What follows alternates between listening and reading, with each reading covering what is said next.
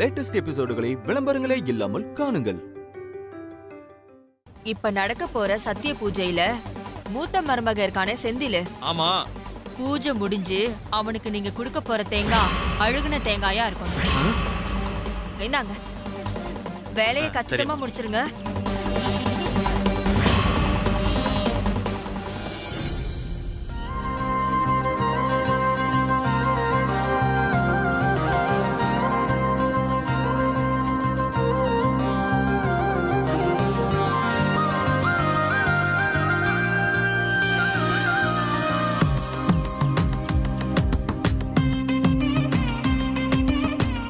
ஏன் சம்பந்து, கொஞ்ச நேரத்துல கல்யாணத்தை வச்சுக்கிட்டு இப்ப எதுக்கு நம்ம கோயில கூடி இருக்கோம்?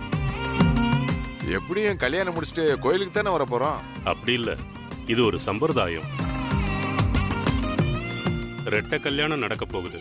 எல்லா சடங்கு சம்பிரதாயத்தையும் விடாம பண்ணிட்டோம்னா நமக்கு ஒரு நிம்மதி கிடைக்கும் பாருங்க. அதுக்கு தான்.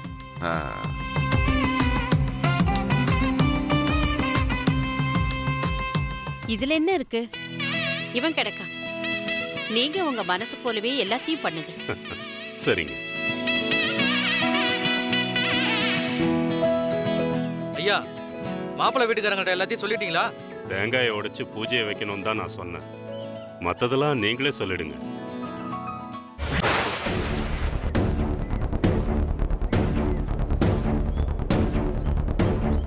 ஏண்டா மாப்பிள்ள, உன் மாமா பீடிகைலாம் பலமா போறாரு.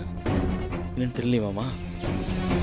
கல்யாணத்தன்னைக்கு திருமாங்கல்யம் கழுத்துல ஏறுறதுக்கு முன்னாடி நடக்கிற பூஜை இது.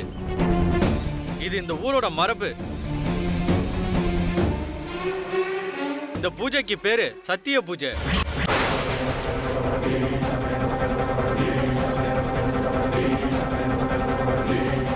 இந்த பூஜையை ஆரம்பிக்கிறதுக்கு முன்னாடி இந்த கோயிலோட வரலாறை நீங்க தெரிஞ்சுக்கணும். இந்த கோயில்ல பொய் மனசோட தேங்காயை தொட்டு பூஜைக்கு கொடுத்தா அந்த தேங்காய் அழுகிடுங்கிறது ஐதீகம்.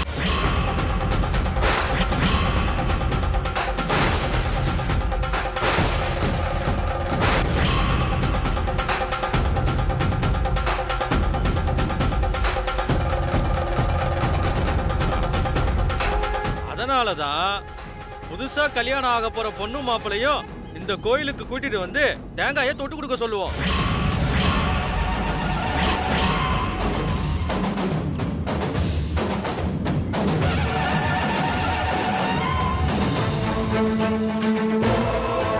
சுத்தமில்லாத பல பேரை இந்த சாமி காட்டி கொடுத்திருக்கு.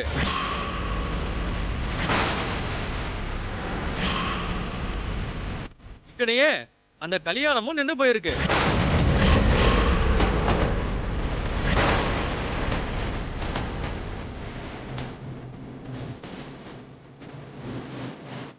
அம்மா, என்ன மாமா திரும்ப சொல்றாரு? எனக்கு பயமா இருக்கு மாமா. டேய், நல்லதுக்காக பொய் சொல்றவங்கள அந்த கடவுள் தண்டிக்க மாட்டான்டா. நீ கவலைப்படாத. சரிங்கய்யா, பூஜை ஆரம்பிச்சிடலாமா? ஆரம்பிச்சிருங்க.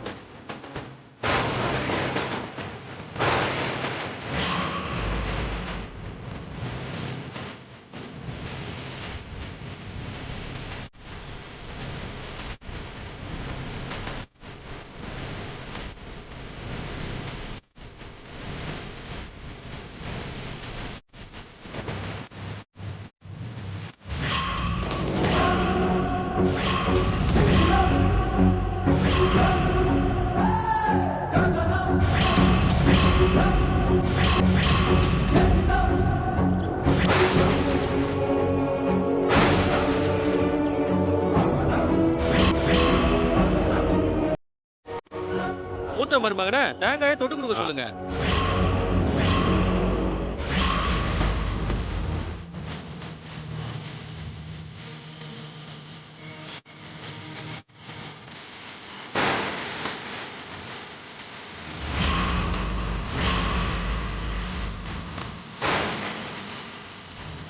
இப்படியே நீ வீட்டுக்கு போக வேண்டியதான்.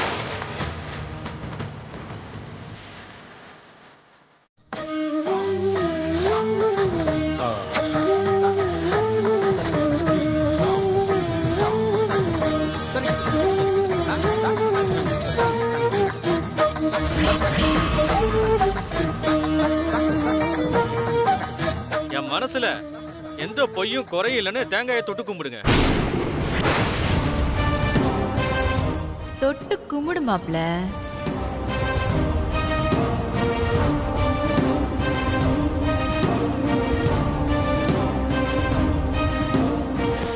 தொட்டு கும்பிடுறா.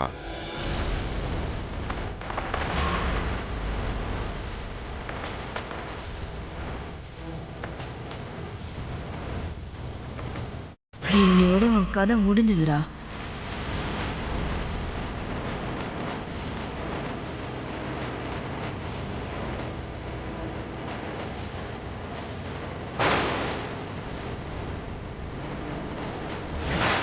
சாமி, நான் யார் வாழ்க்கையும் கெடுக்கணுங்கிறதுக்காக போய் சொல்ல. எங்கள் அம்மாவுக்காகவோ என் மனசுக்கு பிடிச்சவளை கல்யாணம் பண்ணிக்கணுங்கிறதுக்காக தான் நான் இந்த பொய்யை சொல்ல. நான் நிச்சயமா எந்த குறையும் இல்லாமல் அவளை நல்லபடியாக பார்த்துப்பேன். காரணத்தை கொண்டும் எங்களை பிரிச்சிடாத. என் மனசில் எந்த பொய்யும் குறையும் இல்லை.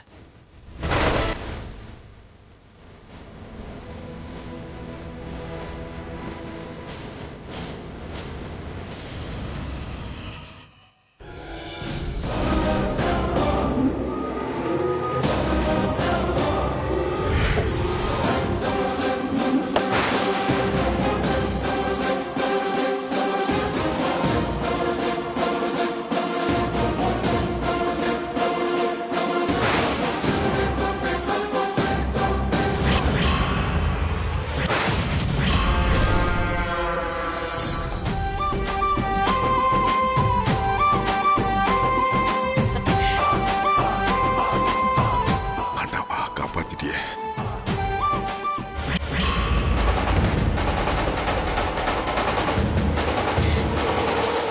ஏங்க அப்படி மாறிச்சு? பாத்தியாடா மாப்பிள, ஆமாம் ஆமாம், கடவுள் இருக்காண்டா. என்ன இது? இது இப்படி நடக்க வாய்ப்பே இல்லையே. தேங்காய் எப்படி மாறுச்சு? ஒருவேளை பூசாரி காலை வாரி விட்டுட்டாரா? ஒன்னும் புரியலையே. ரெண்டாவது மருமனை தொட்டு கொடுக்க சொல்லுங்க ஐயா. அதோ அவர்கிட்ட கொடுங்க. கொடுங்க தம்பி. என் மனசுல எந்த பொய்யும் குறையும் இல்லைன்னு தொட்டு கும்பிடுறேன்.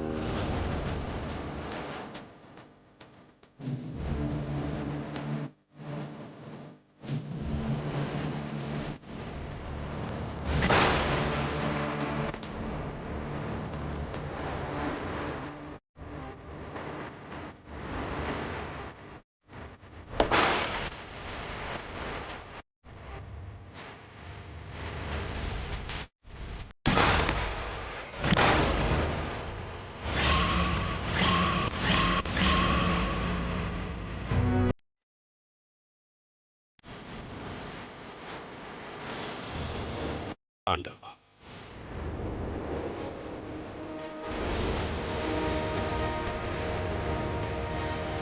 ரெண்டு கல்யாணத்துக்கும் அம்மன் சம்மதம் கொடுத்துட்டா.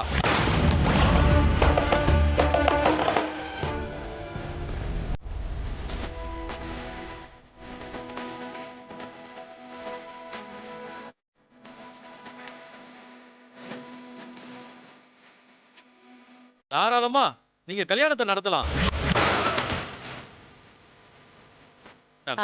அது அவங்க கிட்ட கொடுத்துருங்க.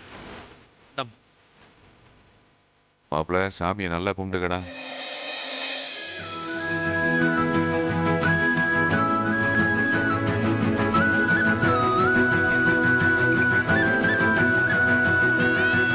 அப்புறம் என்னங்க சம்பந்தி, பூஜை முடிஞ்சிச்சுல, போலாமா? போலாமா? வாடா மாப்பிள, வாங்க. வாங்க வாங்க. போங்க.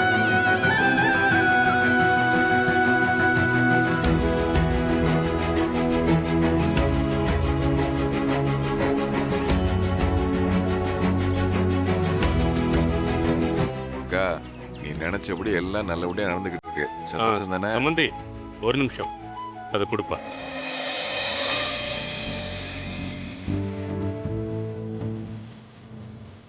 என்ன மாமா, புதுசா கார் வாங்கிருக்கீங்களா?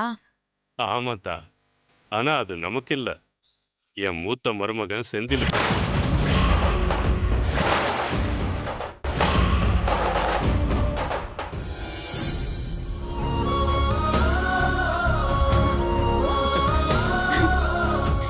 என்னென்ன சொல்றீங்க? எங்களுக்கு எதுக்கு காரெல்லாம்? நாங்க இதெல்லாம் எதையுமே எதிர்பார்க்கவே இல்லையே. அட என்ன தாயி நீங்க எதிர்பார்க்கறீங்கன்னு நான் இதெல்லாம் செய்யறேன். எனக்கு என்னவோ மருமகனுக்கு செய்யணும்னு தோணுச்சு. வாத்தியார் வேலை வேற பார்க்கறாரு. ஸ்கூலுக்கு போகையில வேர்க்க விறுவிறுக்க கஷ்டப்படக்கூடாதுல்ல.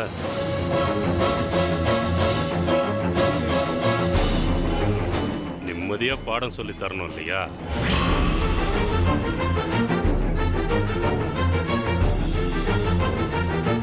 ஸ்கூல்ல கிளர்க் வேலை செய்யறான்.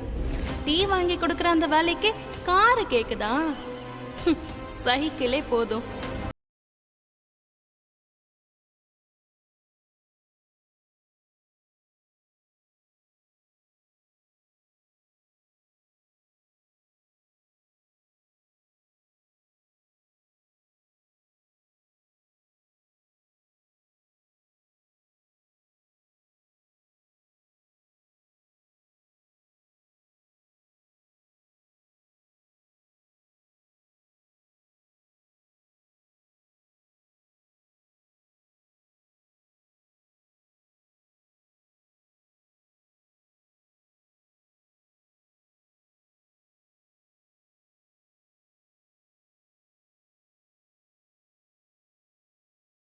அதுக்கு நீங்க தான் காரணம்.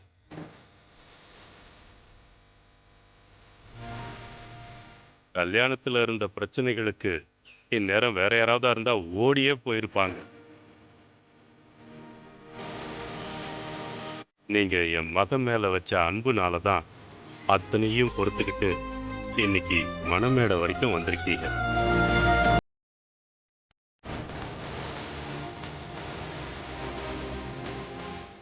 நான் கூட சில நேரத்துல அவசரப்பட்டு உங்களை தப்பா நடத்தியிருக்கேன்.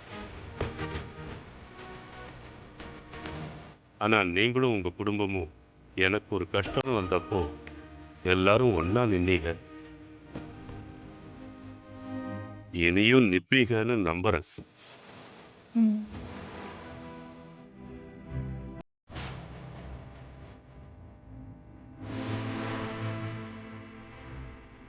உங்களுக்கு எம்புட்டு செஞ்சாலும் பத்தாது மாப்பிள்ள. எனக்காக இந்த காரை வேண்டான்னு சொல்லாம வாங்கிக்கங்க.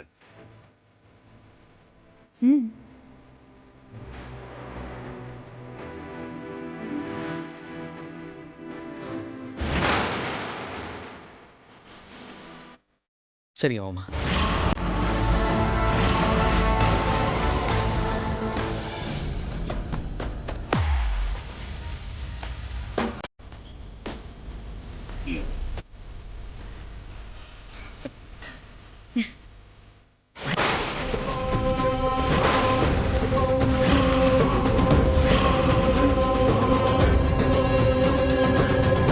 தப்பா நினைச்சுக்காதீங்க. முன்னாடியே சொன்னா ஒத்துக்க மாட்டீங்கன்னு தான் நானே ஒரு மாடலை வாங்கிட்டேன். உங்களுக்கு பிடிக்குதான்னு பாருங்க. இல்லைன்னா எந்த மாடல் வேணும்னு சொல்லுங்க, உடனே மாத்தி கொடுத்துட்றேன்.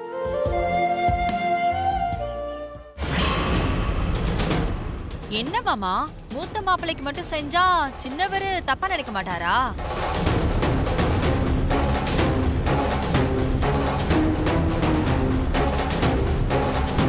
அதெல்லாம் நான் யோசிக்காம இருப்பேனா? பழனி மாப்பிள்ளை கிட்ட ஏற்கனவே சின்னது பெருசுமா 3 காருங்க இருக்கு. நாம என்னத்த புதுசா வாங்கி கொடுத்துட போறோம்? அவர்கிட்டயே கேட்டுக்கலான்னு விட்டுட்டேன். மாப்பிள்ளை என்ன வேணும்னு சொல்லுங்க, அடுத்த நிமிஷமே உங்க வீட்டு வாசல்ல இறக்கிடுறேன்.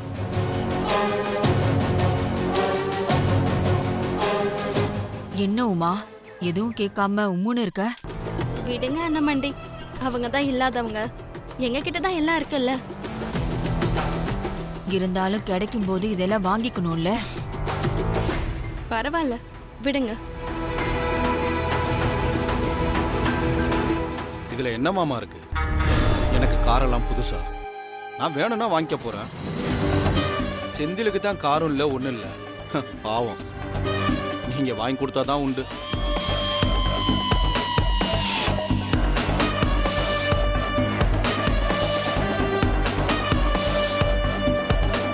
சரி சரி, நேரமாச்சு, கிளம்பலாமா? கிளம்பலாம். மாப்பிள்ள, நீங்க இந்த புது கார்ல தான் வரணும். சரி மாமா. நாங்க முன்னாடி போறோம், நீங்க கம்பீரமா புது கார்ல வாங்க. சரி வா, கல்யாணம் கார்ல ஏறிக்கலாம். வாங்க வாங்க. நீ எந்த கார்ல வந்தாலும் மகனே, நீ போக போறது ஜீப்ல தான்டா.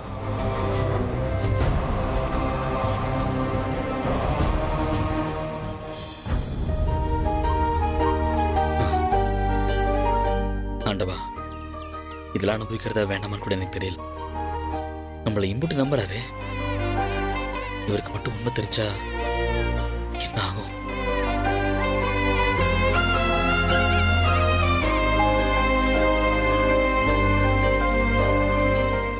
ஏ வாத்தி,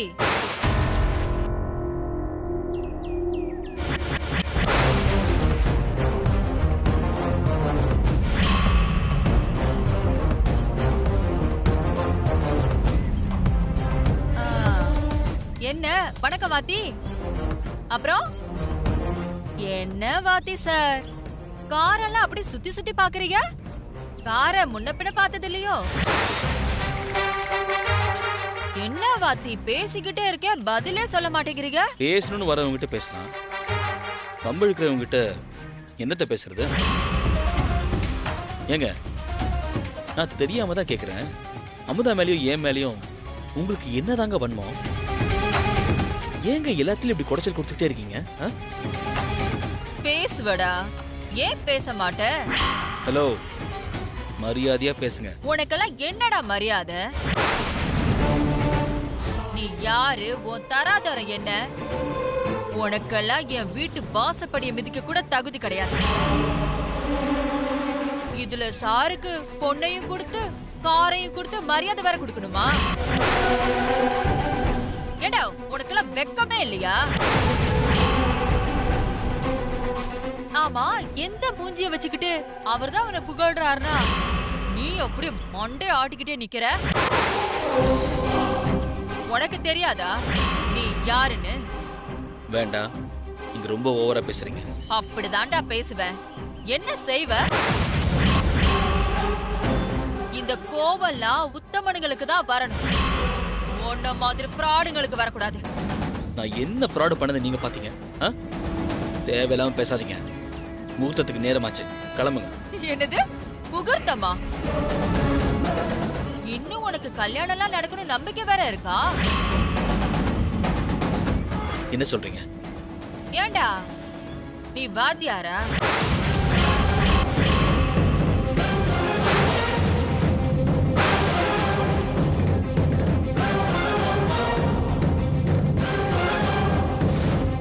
சொல்லுடா, நீ வாத்தியாரா?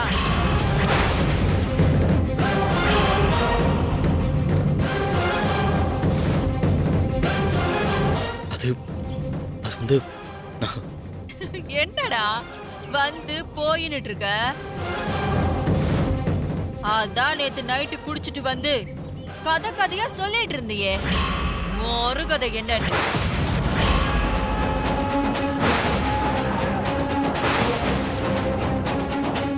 நீங்களாம் நினைக்கிற மாதிரி நான் உண்மையிலே வாத்தியார் இல்ல அமுதா, வாத்தியார் இல்ல.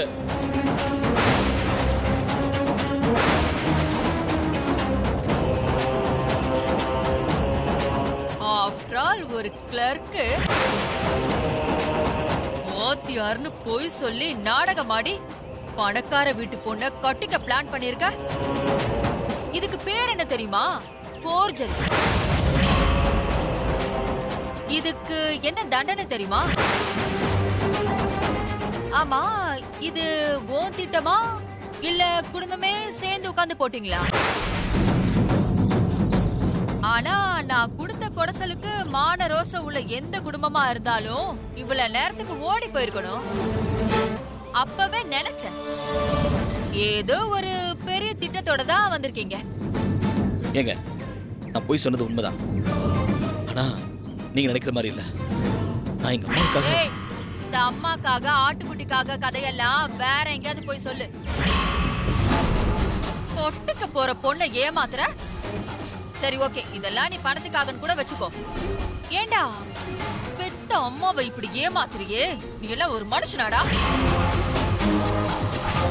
டேய் இங்க பாரு, ஒழுங்கு மரியாதையா இந்த காரோட சேர்ந்து அப்படியே ஓடி போயிடு.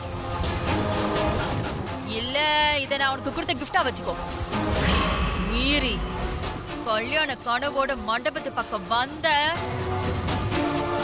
உன்னை வெறும் கையோட அனுப்ப மாட்டேன். ஓ லட்சணம் என்னன்னு முதல்ல உன்னை நம்புற உன் ஆத்தாக்காரி கிட்ட சொல்லுவேன்.